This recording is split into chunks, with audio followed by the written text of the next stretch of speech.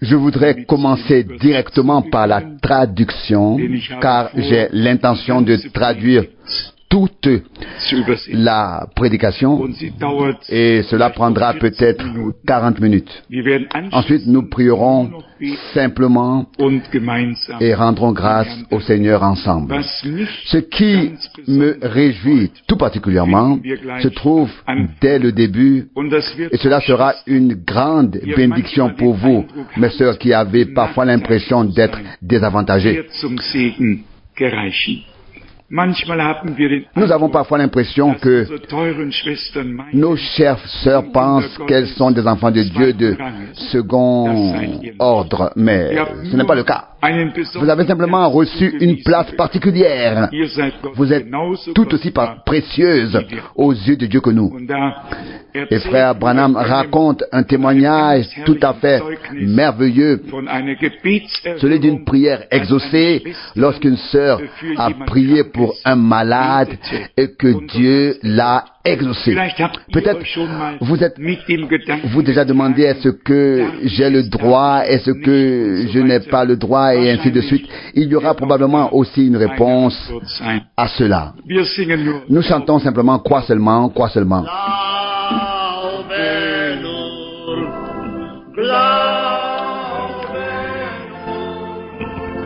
Alles ist möglich, oh glaube nur. Crois seulement, crois seulement. Tout est possible, oh crois seulement. Crois seulement. Tout est possible, oh crois seulement.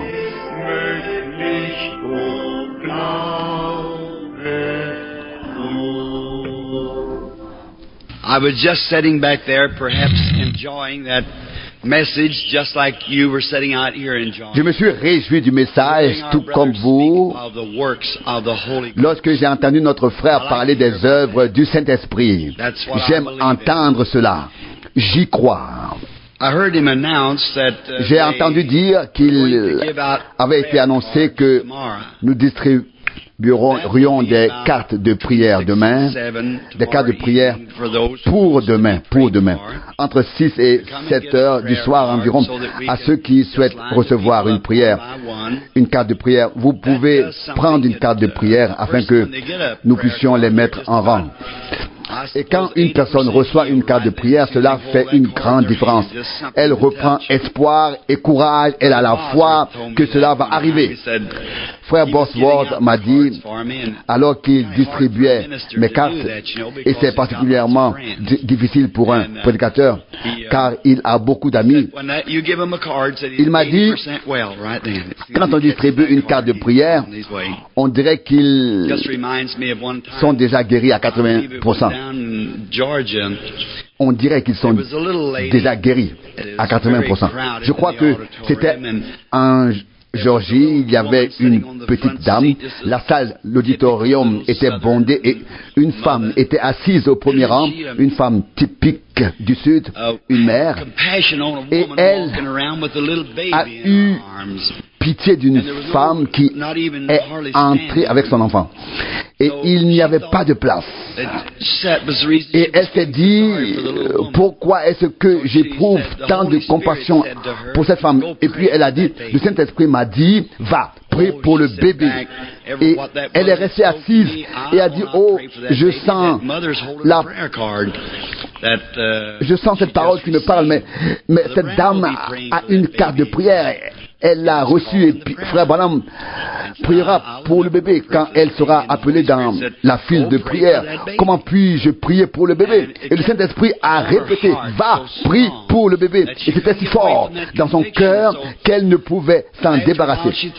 Et après un moment, elle a pensé, je vais donner ma place à cette femme qui n'a pas de siège et alors je pourrais peut-être lui parler. Cela vient de mon cœur. Et vous savez, le mieux est d'être obéissant. Ne contestez pas, mais obéissez. Vous ne comprenez peut-être pas pourquoi, mais faites-le quand même. Si c'est le Saint-Esprit, Dieu a toujours raison. Et puis, lorsque la femme est passée, cette dame a dit, sœur, excusez-moi, je vois que vous avez un bébé malade dans les bras. C'est très grave. Je ne sais pas ce que c'était à ce moment-là, mais le bébé était très malade, a-t-elle dit. Et elle a dit, je crois que tu l'as amené pour que frère Branham prie pour lui, et j'espère qu'il sera mentionné dans la série de prières. Puis elle a ajouté, ma chère, tu es chrétienne, n'est-ce pas? Me donnerais-tu l'occasion de me débarrasser de mon fardeau, du poids qui pèse sur mon cœur? De quoi s'agit-il? Le Saint-Esprit me commande de prier pour le bébé. Puis-je le faire? Me permets-tu de prier? Elle a dit, si tu me le permets, je te cède ma place. Et elle a dit, tu n'as pas besoin de me céder ta place, mais tu peux prier. Elle a prié, a imposé les mains, a dit quelques mots, tout simplement. Puis, lui a cédé sa place et elle est allée à la tribune. Environ au deuxième ou troisième rang de la tribune. Et la dame était assise ici devant. Environ 10 minutes plus tard, j'ai commencé à parler et j'ai dit, nous allons appeler la série de prières et faire venir les personnes avec les cartes de prière. Et quoi qu'il en soit, vous connaissez les réunions. J'ai appelé et c'est à ce moment-là que j'ai appelé cette mère avec son bébé. Elle était la troisième de la file et elle est venue sur l'estrade pour que je prie pour l'enfant. Et vous savez, je dois écouter la bande audio après coup pour savoir ce qui s'est passé, car je suis dans l'esprit et je n'enregistre pas tout. Et le Saint-Esprit a dit à la femme qui elle était, et j'ai dit avec le bébé c'était ceci et cela. Elle a dit c'est vrai. Et puis l'Esprit a dit l'enfant a déjà été guéri, il est guéri et la bénédiction repose sur lui. Et j'ai dit une certaine femme habillée ainsi avec telle et telle couleur de cheveux, et j'ai dit elle est assise là-haut. C'est elle qui a prié pour le bébé. Vous voyez, la femme pensait que j'étais l'évangéliste, que je devais prier et que je devais le faire. Mais je n'aurais pas pu avoir autant de compassion pour le bébé que cette mère.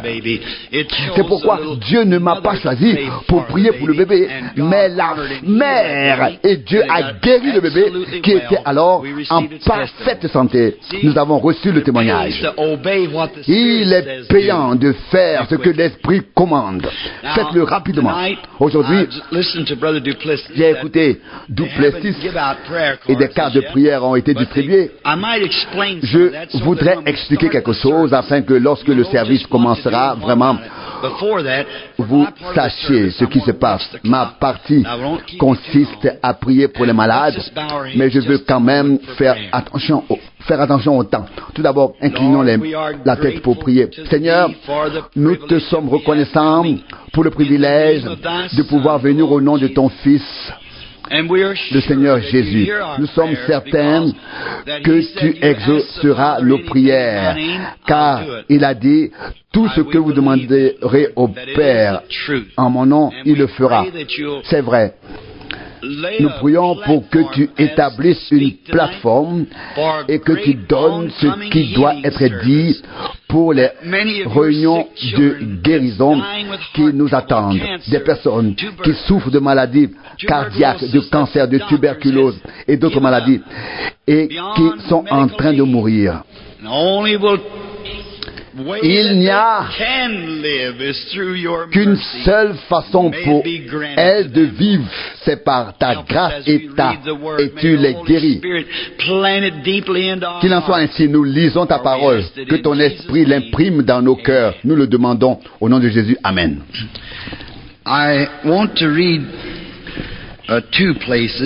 Je voudrais lire deux passages de l'Écriture. Je crois que c'est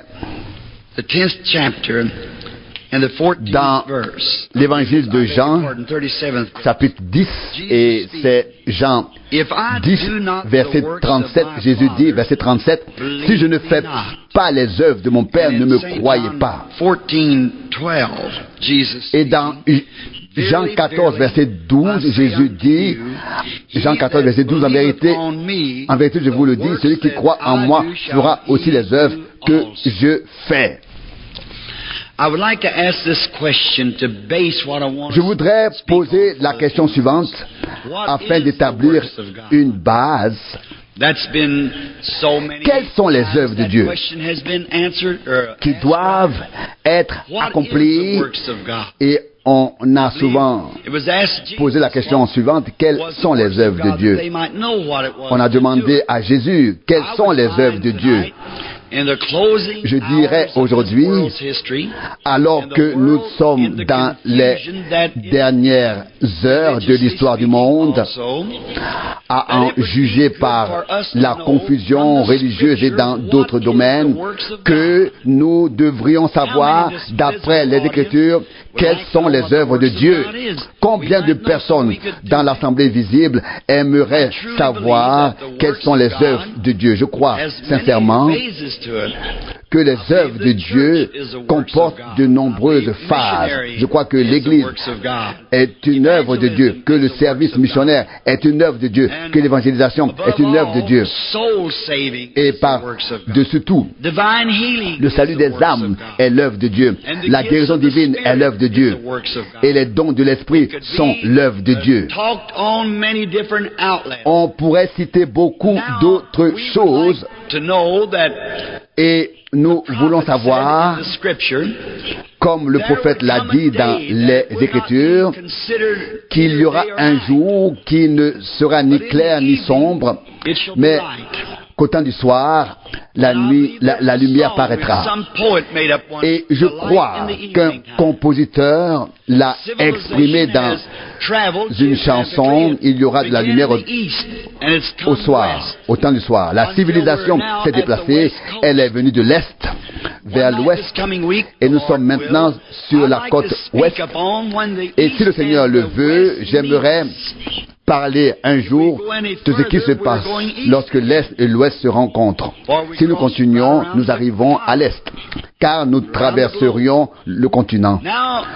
Nous ferions le tour du globe. Eh bien, nous constatons que la lumière du soleil s'est levée à l'est, et puis le Fils de l'homme, le Fils de Dieu s'est également levé à l'est, et il a œuvré dans cette tâche dite chrétienne, et nous croyons que le soleil de la justice se couche. Je sais que vous le croyez. Écoutez vos informations, lisez les journaux pour comprendre jusqu'où la civilisation est arrivée dans cet âge atomique. Nous voyons tous les signes des temps. La lumière de l'Église se couche. Eh bien, je crois que lorsque le soleil commence à briller à l'est, c'est le même soleil qui se couche à l'horizon occidental. Nous avons eu près de 2000 ans pour l'Église, et pendant ces 2000 ans, comme l'a dit le prophète, ce n'était ni le jour ni la nuit, c'était un jour triste.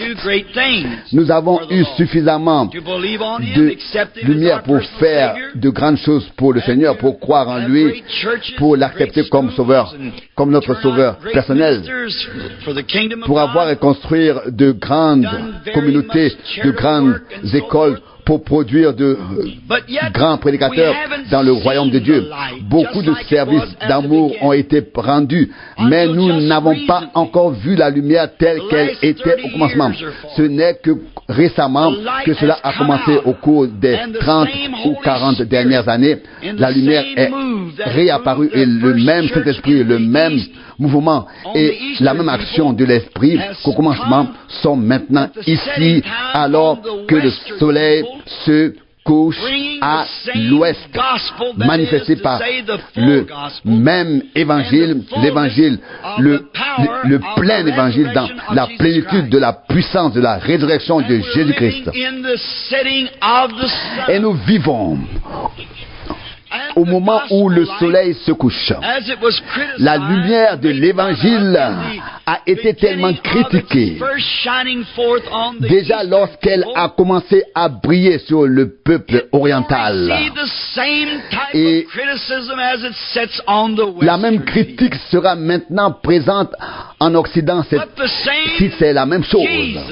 Mais le même Jésus qui a béni les gens là-bas au commencement en Orient par sa présence personnelle, les envoie maintenant sous la forme du Saint-Esprit dans l'hémisphère occidental. L'hémisphère occidental. À l'époque, cela s'est produit avec les Juifs au début, puis cela a suivi son cours. Or, nous lisons dans les Écritures que Jésus-Christ est le même, hier, aujourd'hui et éternellement. Hébreux 13, verset 8. C'est écrit dans Hébreux 13, verset 8. Christ le même. S'il est le même Jésus qui était en Galilée, et s'il est ici aujourd'hui sous la forme du Saint-Esprit, ici en Californie, alors il doit être le même en principe, en puissance, en attitude, en tout. Il doit être le même Jésus. Seulement, il n'est pas dans la chair, mais dans l'esprit, pour agir à travers un groupe de croyants et se révéler, se manifester comme il l'a fait autrefois dans un corps, à savoir dans le Fils de Dieu révélé dans la chair, appelé Jésus. S'il est le même. À cette époque, Dieu était dans son Fils. Il s'est révélé au monde tel qu'il était. Et aujourd'hui, après sa mort, sa résurrection et sa montée au ciel, et notre justification par la foi en lui, il se révèle à nous et à travers nous par la chair humaine, par le Saint-Esprit. Si nous pouvons nous abandonner au Saint-Esprit, telle est la question. Savoir comment s'abandonner à Dieu, se livrer à lui, se donner à lui. Et Dieu a des hommes dans l'Église. Certains peuvent se consacrer à la prédication, d'autres à l'enseignement, d'autres à la prophétie, d'autres encore à d'autres dons. Voyez-vous, les dons ne sont pas tous les mêmes. Paul l'a déjà dit à l'époque, mais chacun est appelé et établi dans l'Église dans un but précis. Vous devez savoir comment Dieu peut vous utiliser au mieux, puis vous consacrer, vous abandonner à lui. Eh bien, mon doigt ne pourrait pas prendre la place de mon oreille, peu importe à quel point il essayerait, et ma bouche ne peut pas prendre la place de mon œil, Mais chaque membre sait à quoi il est destiné et la coordination entre eux permet à tout de fonctionner efficacement. Si seulement vous pouviez voir qu'il faut de la coordination et de la coopération, les deux, dans tout le corps de Jésus-Christ. Coordination et coopération. Que vous soyez méthodiste, baptiste, catholique, protestant, d'où que vous veniez, nous sommes certes divisés par les voies des dénominations, mais dans l'esprit, dans le cœur, dans les principes, nous ne devrions jamais être séparés, divisés. Nous devrions toujours être unis et nous pouvons ne pas être d'accord les uns avec les autres. Et cela vaut pour moi et pour les autres. Pour tout le monde, chacun ne peut que faire de son mieux pour le Seigneur. Et nous voyons que cela est efficace. L'un prie pour les malades, l'autre impose les mains, un autre encore oint d'huile. Chacun le fait à sa manière. Eh bien, si c'est une vocation, si c'est un appel divin que vous avez reçu, faites-le. Eh bien, si nous pouvons déterminer ce qu'était Jésus lorsqu'il marchait en Galilée, s'il est aujourd'hui à Los Angeles, alors il doit agir, marcher et faire comme il le faisait à l'époque. Sinon, ce serait un autre Jésus. Il doit être le même en tout point. Mais agir maintenant à travers votre chair, à travers ma chair, comme Dieu a agi à travers la chair de Jésus. Et la Bible l'a dit, le soir, la lumière paraîtra. Frère Duplessis l'a mentionné dans son message.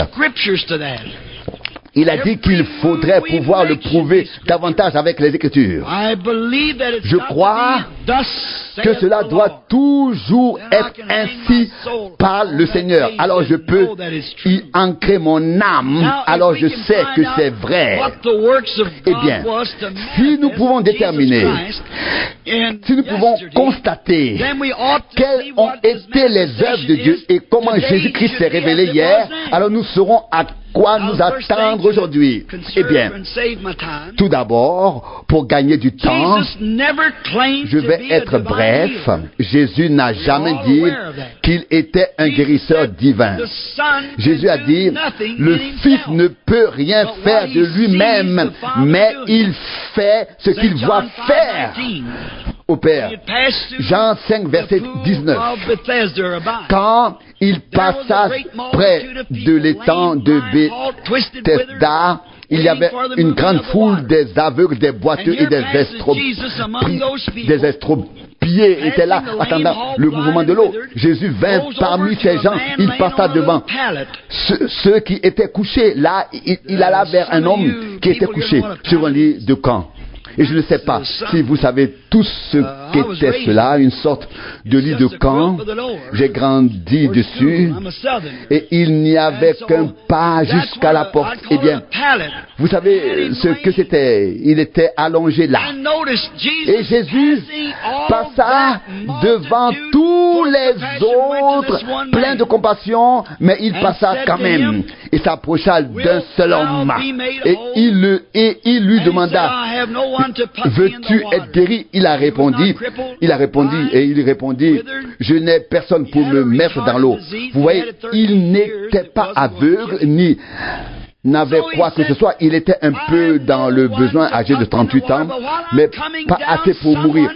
Et il a dit, je n'ai personne pour me mettre dans l'eau. Il y a toujours quelqu'un devant moi dans l'eau. Et Jésus le savait et il le connaissait. Il avait dû le voir. Le Père le lui avait montré. Il savait à quoi il ressemblait. Car il a dit, en vérité, je vous le dis, le Fils ne peut rien faire de lui-même. Il ne fait que ce qu'il voit faire le Père. Et il a vu cet homme. Il savait à quoi il ressemblait. Et il a dit, prends ton lit et va chez toi. Et il s'est frayé un chemin à travers la foule. Puis la question a été posée. Comment serait-il interrogé aujourd'hui si cela se passait à Los Angeles? Que se passerait-il s'il faisait une chose pareille aujourd'hui? C'était Jésus hier. Ça, c'était Jésus hier. S'il est Jésus aujourd'hui et s'il est le même, ce serait exactement la même chose. Qu'a-t-il fait pour manifester son signe du Messie? La guérison des malades n'était pas exactement le signe du Messie. Vous le savez tous. La guérison des malades n'est pas le signe du Messie, car les prophètes ont déjà guéri les malades des années avant que le Messie ne vienne. Et en ces derniers jours, la guérison des malades dans ce grand réveil de guérison n'est pas le signe extraordinaire du retour de Jésus-Christ. Nous avons eu la guérison divine pendant les 2000 ans, depuis le commencement, et depuis la Pentecôte, et en particulier à Jérusalem, et ainsi de suite. Et maintenant, à nouveau, mais c'était un signe qui était le signe du Messie à la fin de cet âge. Et rappelez-vous, il est venu vers les siens, pas vers les païens. Il est venu vers les siens car ils attendaient le Messie. Il ne viendra qu'à ceux qui l'attendent. Il ne sauvera que ceux qui veulent être sauvés. Il ne guérira que ceux qui veulent être guéris et qui croient qu'ils seront guéris. Il ne s'imposera à personne. Vous devez vous mettre en avant.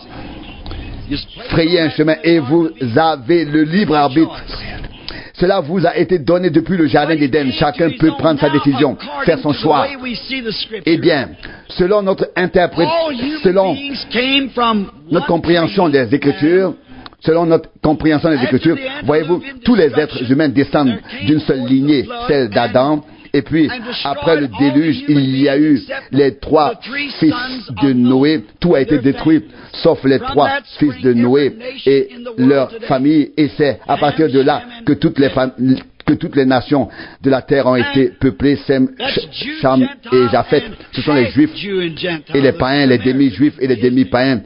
Et ils sont les Samaritains, etc. Eh bien, lorsque Jésus s'est révélé aux Juifs, regardons dans les Écritures ce qu'il a fait pour se faire connaître comme Messie.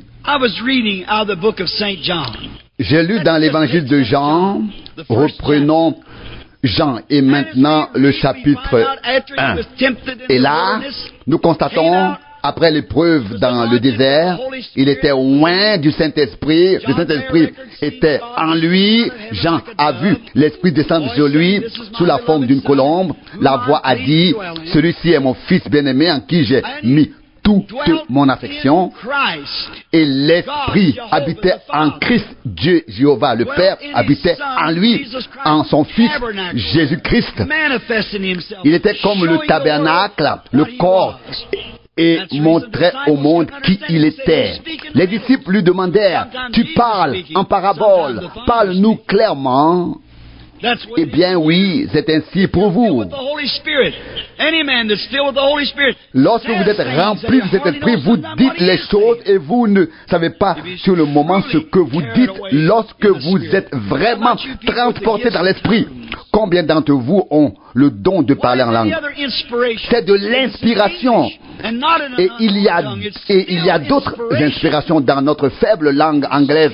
C'est toujours de l'inspiration. Vous dites quelque chose par inspiration. Parfois, je suis tellement inspiré par l'esprit que je m'assois et j'écris sous cette inspiration. J'écris.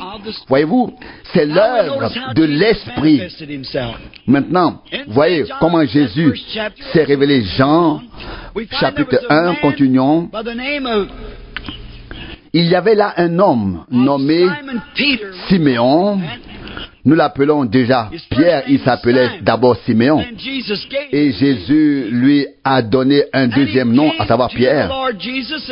Il est venu vers le Seigneur Jésus, c'était un homme sans instruction. Le Seigneur le savait. Et l'Écriture dit qu'il était sans instruction, sans instruction. Peut-être ne savait-il même pas écrire son propre nom, il était pécheur. Il était pécheur et son frère l'avait trouvé et lui avait dit, viens voir qui nous avons trouvé. Et quand il s'approcha de celui qui devait être le Messie, il le vit et dit, ton nom est Siméon et tu es le fils de Jonas. Qu'a-t-il dit là? Qu'est-ce que cela signifiait? Pierre devait présider dans l'assemblée. Et il lui a dit qu'il savait sans aucun doute que le Messie était là, ce pécheur sans instruction. Il savait, Jésus ne me connaît même pas. Et il lui a dit qui il était et même le nom de son Père. Et il était étonné que quelqu'un soit là. Quelqu'un se tenait à côté. Et Philippe, et nous sommes toujours au chapitre 1, se rend dans la montagne, trouve son ami Nathanaël, un croyant très strict et orthodoxe. Et ils l'ont trouvé en train de prier sous un arbre. Et il lui dit, viens voir qui nous avons trouvé, Jésus de Nazareth, le fils de Joseph. Eh bien, cet homme était un homme raffiné. Il n'était pas ballotté par tous les vents de la doctrine. Non. Il demanda, peut-il venir de Nazareth quelque chose de bon? Et je pense que Philippe lui a donné la meilleure réponse que l'on puisse donner. Viens et voir. Ne restez pas chez vous. Ne restez pas chez vous à critiquer. Venez voir, étudier les Écritures. Car il croyait qu'un prophète de Dieu allait venir. Sondez les Écritures. Croyez-vous cela? Moïse avait dit, le Seigneur votre Dieu vous suscitera un prophète comme moi. Et il savait que lorsque le Messie viendra, il sera un voyant, un prophète. Et sans aucun doute, Philippe lui aura dit, alors qu'il se mettait en route pour aller vers Jésus, connais-tu ce vieil homme sans instruction, ce Simon le pêcheur? Tu sais, il lui a dit qui il est, etc. Et il a peut-être dit, comment pourrait-il me connaître, à moins qu'il ne soit le prophète de Dieu dont Moïse a parlé? Si c'est lui, alors oui. Oui, dit-il, nous avons trouvé celui dont Moïse et les prophètes ont parlé. Viens, nous l'avons trouvé. J'aime ça. Ne restez pas chez vous à critiquer. Venez, constatez par vous-même, etc. Convainquez-vous. C'est une question de vie ou de mort. Si ce n'est pas vrai, ne le croyez pas. Si c'est vrai, croyez-le. Alors soutenez-le. C'est ce que j'ai toujours essayé de dire aux gens. Si le Christ est le Christ, et si les bénédictions du Saint-Esprit viennent de Dieu, alors soutenons-le de tout notre cœur. Soutenons-le et suivons-le. Et si ce n'est pas le cas, laissez tomber. La vérité se révélera d'elle-même. Toute plante que mon Père Céleste n'a pas plantée sera déracinée. C'est ce qui est écrit dans les Écritures. Nous constatons maintenant une situation critique lorsqu'il a rencontré Nathanaël avec son ami Philippe, qui lui en avait parlé. Et il dit, bien Philippe, je te connais comme un homme bien, sobre, etc. Et tu viens me dire que le Messie vient de Nazareth. Le Messie ne vient pas de Nazareth. Il vient de Bethléem. Et tu me dis encore qu'il a fait ceci et cela. Et il a peut-être dit, arrête, ne critique pas, viens voir par toi-même. Je ne serais pas surpris qu'il sache qui tu es et qu'il puisse te le dire. Et ils y sont allés. Et voilà, ils y vont. Jésus était là, il priait. Et il était peut-être dans la file de prière, et je ne sais pas, mais quand il est arrivé devant Jésus, il l'a vu pour la première fois. Et Jésus a dit, voici un vrai Israélite en qui il n'y a pas de fraude. Et vous pensez, oui, il est habillé ainsi. En Orient, ils étaient tous habillés de la même manière. Il aurait pu être égyptien ou n'importe quel autre peuple oriental. Ils portaient tous les mêmes vêtements. Jésus le savait. Il savait que cet homme est un Israélite, un homme authentique, un homme véritable. Il aurait pu être un hypocrite, un incroyant. Il a dit un Israélite en qui il n'y a point de fraude. Et Philippe l'aura certainement observé, lui aura certainement enseigné cela en chemin, etc. Et il était prêt. Il était prêt. C'est pourquoi frère Duplessis est ici, pour enseigner, d'enseigner, d'initier, d'introduire. Je l'ai entendu dire qu'il avait participé à des réunions pendant 10 ans. C'est un homme honorable. Et les gens croient en sa parole. Mais ne prenez pas la parole d'un homme, prenez la parole de Dieu. Écoutez ce que Dieu dit. Nous n'avons jamais travaillé ensemble de cette manière. Nous n'avons jamais travaillé ensemble de cette manière auparavant. Mais je l'ai entendu dire qu'il venait aux réunions depuis toutes ces années. Et il a une très grande réputation dans le monde entier, parmi toutes les assemblées et les congrégations, les communautés religieuses. Philippe a dû donner des instructions. Et lorsque Nathanaël se trouva en présence de Jésus, il dit, un vrai Israélite en qui il n'y a pas de mensonge. Il était étonné. Oh, c'est donc bien le prophète de Dieu dont Moïse a dit qu'il serait le prophète de Dieu. Et il demanda, depuis quand me connais-tu, Rabbi? Tu ne m'as jamais vu. comment sais-tu qui je suis?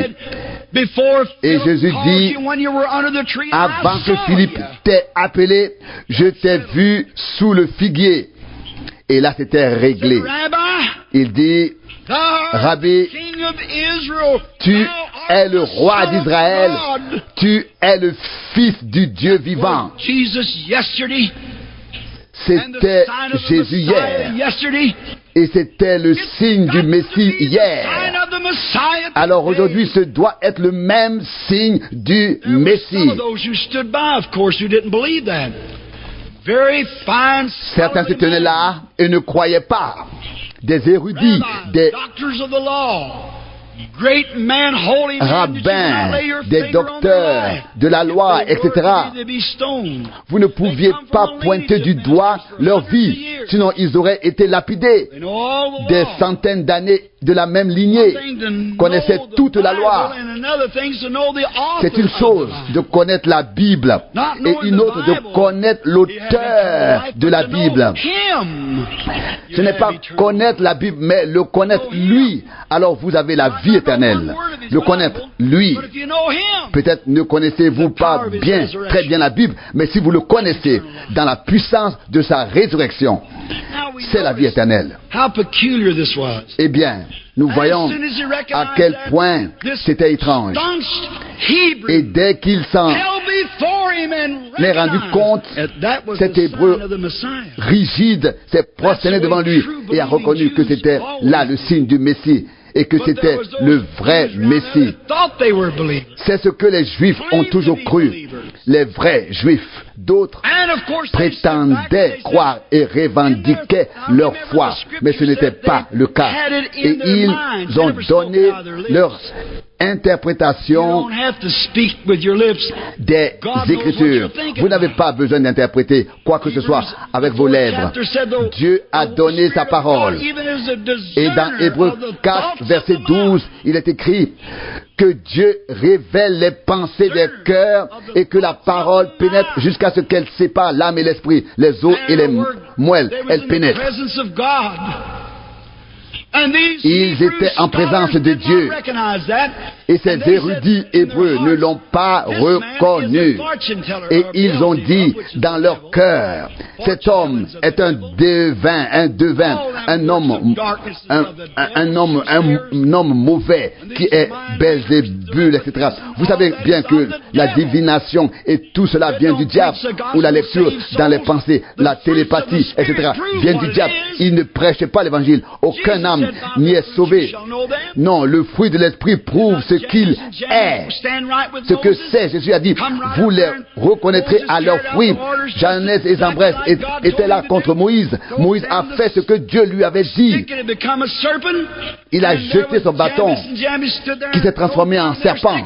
Et il y avait Jeannès et Jambres, eux aussi ont jeté leur bâton qui se sont transformés en serpent. Voyez-vous, la Bible ne dit-elle pas que les mêmes esprits seraient à l'œuvre dans les derniers jours?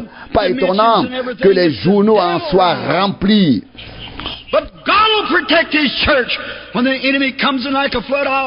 On écrit sur la télépathie et toutes ces choses diaboliques, mais Dieu protégera son Église comme l'ennemi.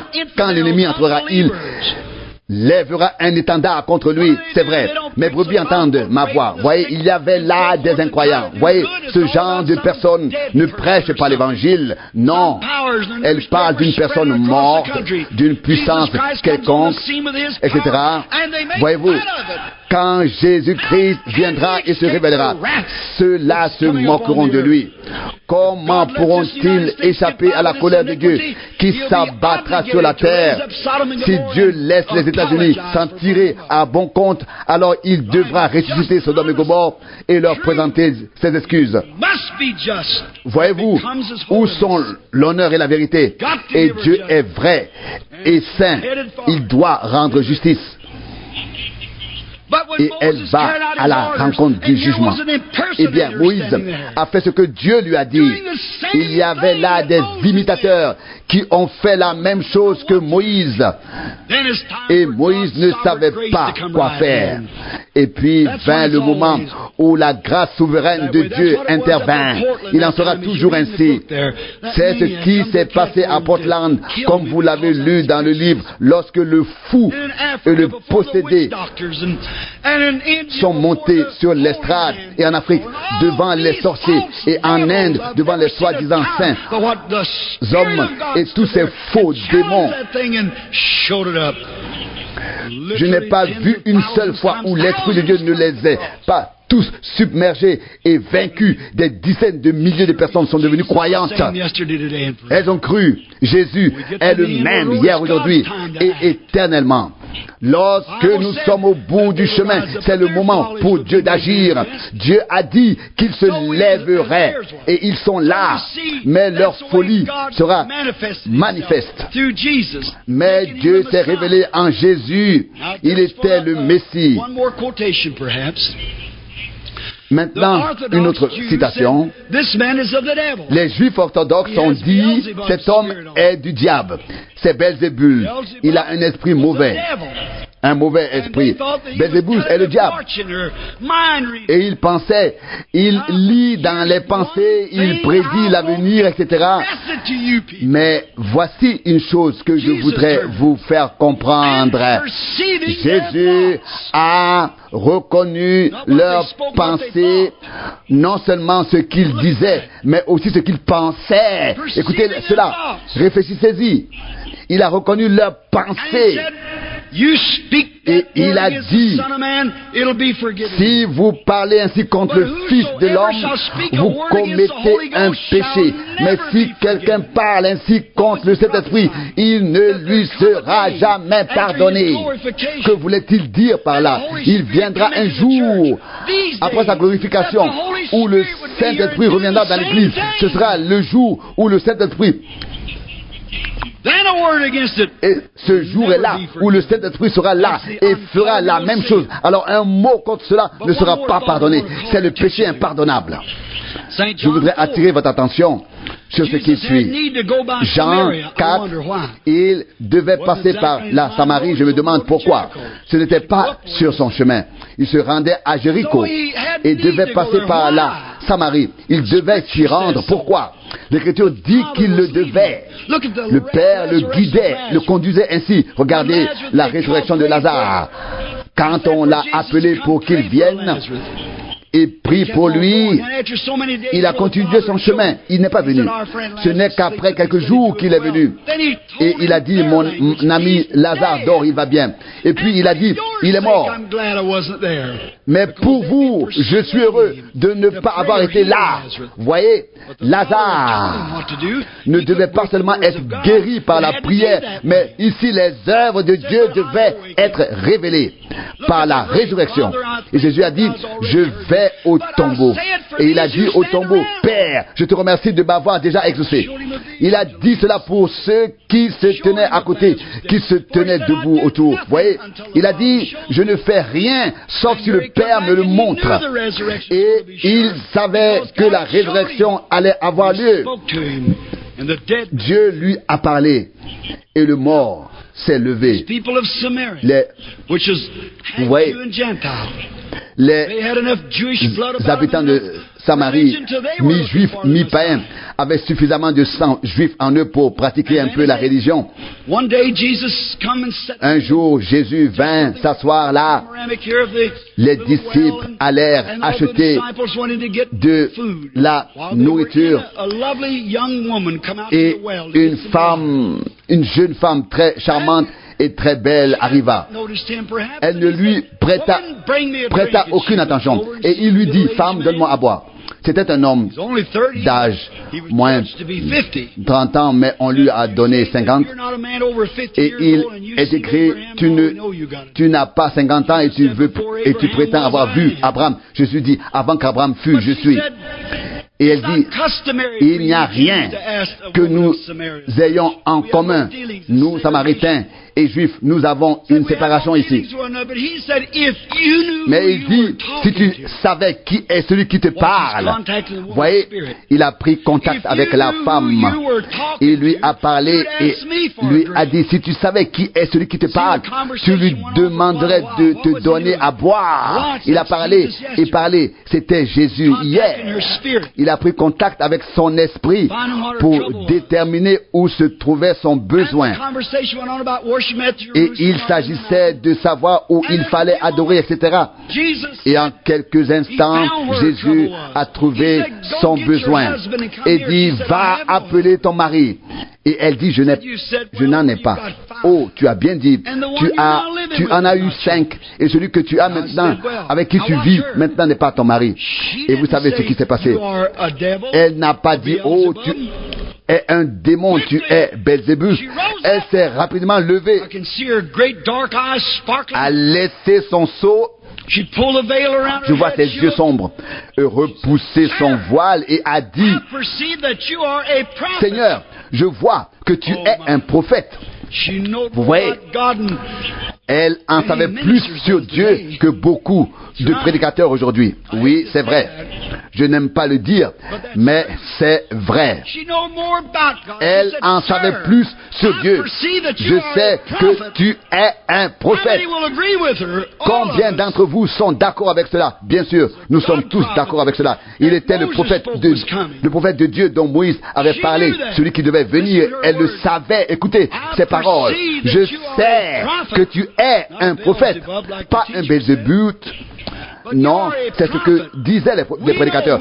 Tu es un prophète. Nous savons, nous les Samaritains, que lorsque le Messie viendra, il nous dira tout cela.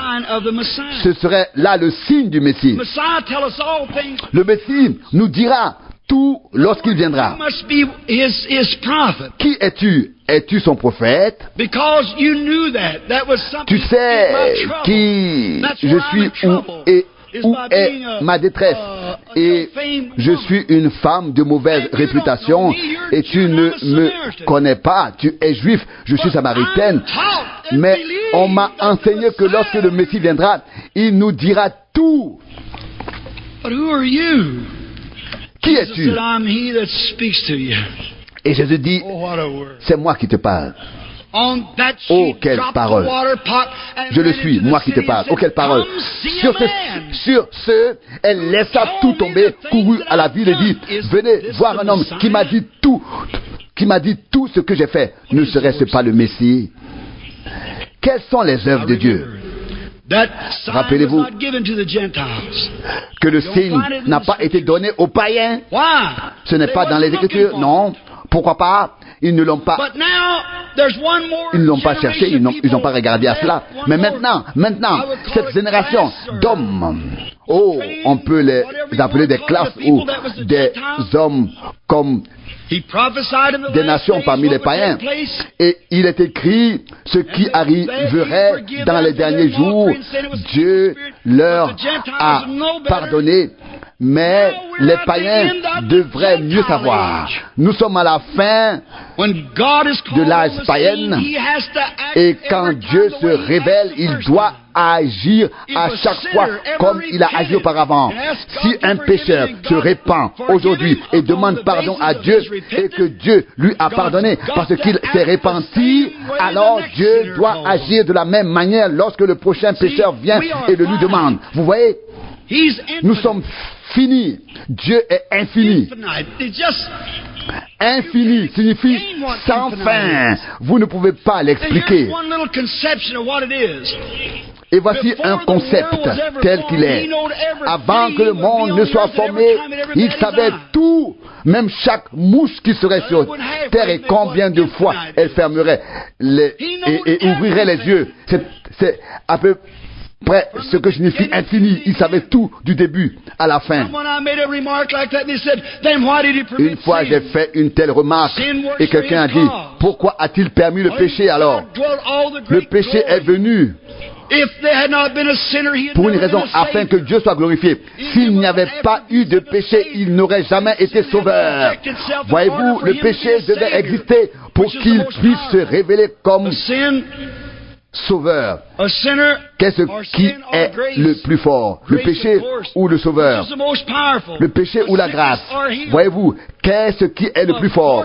La maladie ou la guérison? La guérison a pouvoir sur la maladie. Et s'il n'y avait pas de malade, Dieu n'aurait jamais été guérisseur. Vous voyez, c'est pourquoi Dieu devait pouvoir se révéler. Tout devait arriver ainsi pour qu'il puisse se révéler tel qu'il est naturellement. Maintenant, c'est le temps des nations. Nous avons traversé les âges. Je ne prendrai plus beaucoup de temps. Encore une chose, avez-vous observé ce qui s'est passé à Sodome et Gomorrhe avant leur fin, ces belles villes? Et la perversité, la dépravation telle que nous les connaissons aujourd'hui, elles existaient déjà à Sodome et Gomorrhe. C'est dans les journaux. Cela continue d'augmenter. Cette dépravation et cette perversité double. C'était ainsi à Sodome. Mais avant que cela n'arrive, voyez-vous, il y avait 3 groupes de personnes. Et gardez toujours ces 3 domaines à l'esprit. C'est la mathématique de l'écriture. Le Père, le Fils, le Saint-Esprit.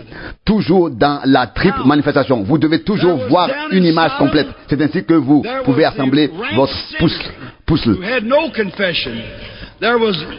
À Sodome, il y avait les pécheurs qui n'avaient aucune confession de foi. Et puis, il y avait Lot et les siens qui professaient leur foi. Et puis, il y avait Abraham qui représentait les élus. Croyez-vous qu'il y ait une élection basée sur la présence de Dieu? Bien sûr.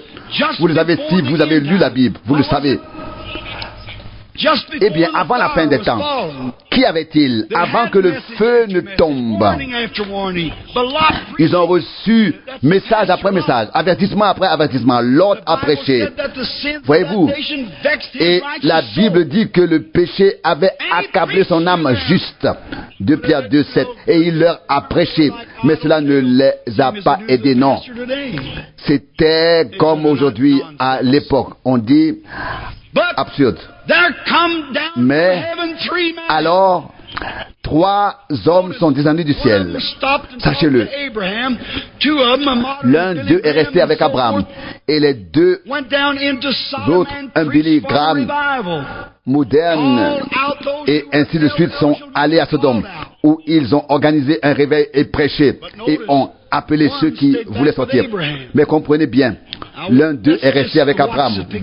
Voyons maintenant l'image. Ils avaient continué leur chemin, mais celui-ci a dit: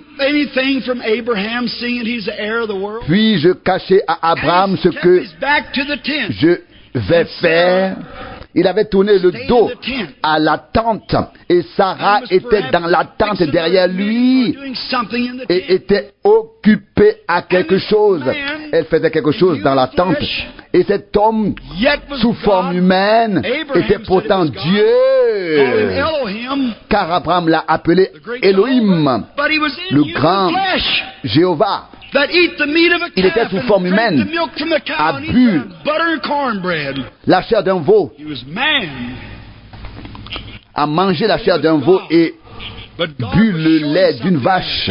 Il était un homme, un être humain. Et pourtant, il était Dieu. Dieu avait montré quelque chose, à savoir les élus. Et la même chose se produit avec l'Église aujourd'hui. Elle reçoit son dernier signe avant que le feu ne tombe. Il lui avait tourné le dos et il dit: Abraham, tu as entendu, tu as attendu 25 ans. Tu as maintenant 100 ans. Sarah a 90 ans, 90 ans. Mais cela va maintenant se produire selon le temps de la vie. Et Sarah était dans la tente et l'ange avait... Qu'est-ce qu'un ange? Un ange est un messager. Et il avait tourné le dos à la tente ainsi... À la tente, ainsi est-il écrit. Et quand il a dit cela à Abraham, Sarah a ri en elle-même. Il demanda à Abraham: pourquoi Sarah a-t-elle ri? Et elle répondit: je n'ai pas ri. Oui, tu as ri. She was scared. Qu'est-ce que c'était? C'était de la télépathie? Non, sûrement pas. Et il a dit, si tu arrives, elle était remplie de crainte, car il y avait là plus qu'un simple homme. Elle avait peur, même s'il tournait le dos à la tente et qu'elle se trouvait derrière la tente. Voyez, vous, c'était plus qu'un simple homme, c'était Dieu qui se révélait sous une forme humaine. Et puis, lorsque le sacrifice fut offert, il monta au ciel. C'était Dieu. Qu'était-ce donc le dernier signe que les élus ont vu avant la destruction? Gardez cela à l'esprit. Les Samaritains, dès qu'ils virent leur signe, ils vinrent, l'écoutèrent et le crurent. Les années sont passées. L'Église des nations s'est constituée 2000 ans de l'Église de réveil. Tout était merveilleux il y a 40 ans quand Madame McPherson et d'autres étaient là, quand le Saint-Esprit est descendu et que les grands dons sont revenus, le parler en langue, l'interprétation, les réunions de guérison, les anges ont chanté. On a tout vécu, c'était formidable. Mais maintenant, nous sommes à la fin. Cela fait presque 50 ans plus tard. Est-il le même hier, aujourd'hui et éternellement? Connaît-il les pensées des cœurs, les secrets des cœurs? Tient-il sa parole? Et si Dieu s'est fait connaître à travers Jésus par le signe du Messie, alors il serait injuste et leur aurait donné quelque chose qu'il ne nous donne pas, s'il ne se révèle pas à nous dans l'Église, comme il l'a fait à l'époque envers les Juifs et les Samaritains.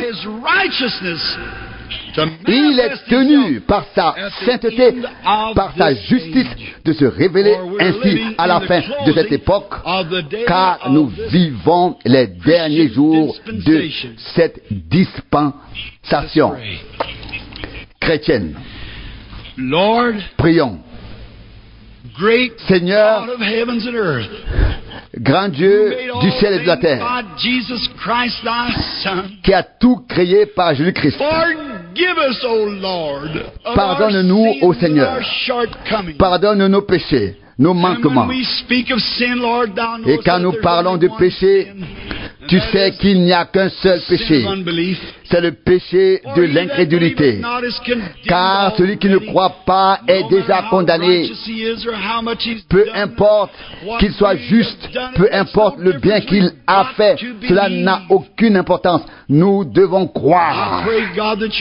Et je prie au Dieu pour que tu nous donnes la force, la puissance de la résurrection de Jésus ressuscité.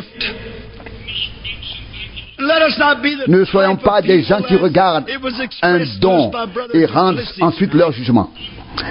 Et comme frère Duplessis l'a dit, aujourd'hui, il s'agit d'une personne qui apporte le message, mais cela n'a rien à voir avec la personne. Il s'agit uniquement d'obéissance à Dieu et à sa volonté. Quelqu'un doit le faire. Aucun de nous en est digne. Et nous confessons que nous ne sommes pas dignes. C'est ta grâce. Tu l'as promis et tes paroles sont vraies. Je pense, Seigneur, que déjà quand j'étais enfant, j'ai lu des choses sur M. McPherson, les critiques et tout cela. Et comme on le lit souvent dans les journaux, on disait qu'elle pouvait guérir les malades. Comme ce jugement était faux. Nous avons lu des articles sur d'autres grands personnages comme le Dr. Price et F.F. Bosworth et de grands saints qui ont vécu avant notre époque. Ils ont prophétisé et attendu avec impatience ce jour où l'Église connaîtrait la révélation, la manifestation de la puissance de Dieu, son Sauveur, en son sein. Ô Seigneur, écoute-moi et réponds à mon humble appel. Je te demande que les hommes et les femmes ici, et où qu'ils soient, et qui se rassemblent quelque part, ne pensent pas qu'il s'agit d'une personne ordinaire,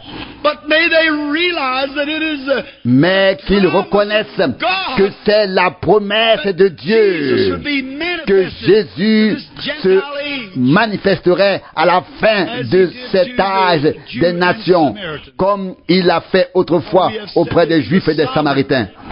Car il est souverain. Et lorsqu'il agit, il doit toujours agir de la même manière. Seigneur, nous reconnaissons que nous sommes finis, que nous ne pouvons pas le faire, mais toi, ô Dieu et Seigneur, tu l'as promis et tu es capable de le faire. Tu es infini. Tu sais toutes choses. Nous prions pour que ton esprit oigne le peuple dans ce temple de Los Angeles et que quelque chose de tel se produise, qu'un réveil ancien éclate, une effusion du Saint-Esprit, que des méthodistes, des baptistes, des presbytériens, toutes les communautés religieuses protestantes, toutes les congrégations, que des gens de toutes les communautés religieuses viennent et qu'un réveil vienne sur la côte ouest afin que des dizaines de milliers de personnes viennent au Seigneur. Seigneur, accorde-nous de recevoir cette grande part et qu'elle se manifeste dans ce temple la semaine